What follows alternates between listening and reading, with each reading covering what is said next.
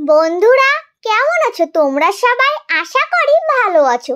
গোপাল ভাঁড়ের গল্প চ্যানেলে সবাইকে স্বাগতম। আজকের গল্পের নাম গোপালের কৃষ্ণ প্রাপ্তি। চলো তাহলে এবার গল্পটি শুনে নেওয়া যাক। একদিন গোপালের হঠাৎ করে খুব টাকার দরকার হলো। কিভাবে টাকাটা সংগ্রহ করা যায় তাই নিয়ে সে ভাবতে লাগলো। মহারাজ তাকে খুব স্নেহ করেন, তার কাছ থেকে সে কোনোদিনও বিমুখ হয়ে ফিরে আসেনি। কিন্তু মাত্র কয়েকদিন আগে মহারাজ তাকে টাকা দিয়েছেন, কোন মুখে এখন আবার টাকা চাওয়া যায়?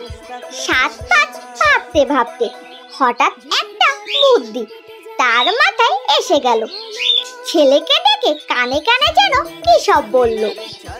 গোপালের ছেলে রাজসভায় উপস্থিত হতে মহারাজ তাকে কাছে ডেকে গোপালের খবর নিলেন। গোপালের ছেলে কাঁদো কাঁদো হয়ে বলল, মহারাজ, আমার বাবার কৃষ্ণ প্রাপ্তি হয়েছে। আকস্মিক এই সংবাদে মহারাজ খুবই দুঃখ পেলেন।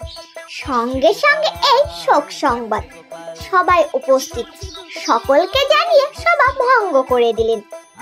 মন্ত্রীকে আদেশ দিলেন গোপালের শ্রাদ্ধের জন্য এই মুহূর্তে বেশ কিছু টাকা ছেলের হাতে দিতে। টাকা নিয়ে গোপালের ছেলে হাসতে হাসতে বাড়ি ফিরে এলো।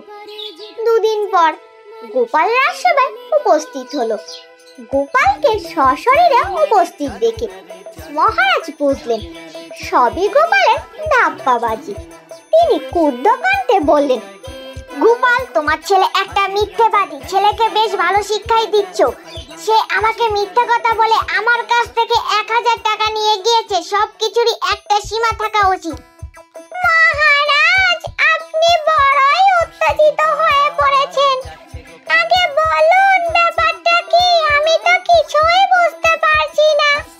তোমার ছেলে আমার কাছে এসে কাঁদো কাঁদো হয়ে বলল, মহারাজ, আমার বাবার কৃষ্ণ প্রাপ্তি হয়েছে। সব শুনে গোপাল বলল, মহারাজ, আমার ছেলে তো কোনো মিথ্যে কথা বলেনি। সত্যিই তো সেদিন কৃষ্ণ প্রাপ্তি হয়েছে।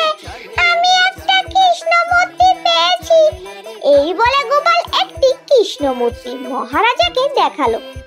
মহারাজ বুঝলেন গোপালের চালাকি। কথার মারপ্যাঁচে গোপাল তাকে এ যাত্রায়ও ঠকিয়ে দিল।